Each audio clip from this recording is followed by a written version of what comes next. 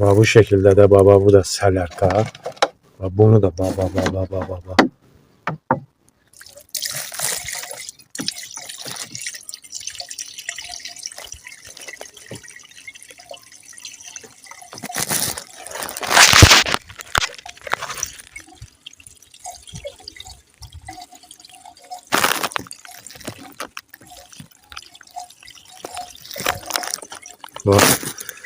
Bu şekilde tökmeye devam edirəm. Sələrkanı 5 litreye yaxın sələrka istifadə edirəm. İşlətdiyimiz o motor katkılarında tərkibi sələrkadır və bu tərz şeylərdir.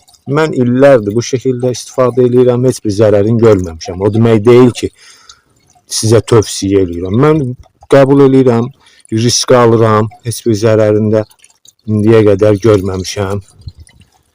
Rahat və buradan tökürəm. Aşağıdan qapqara gələcək də saxlayayım, dana baxaq aşağıdan. Bax,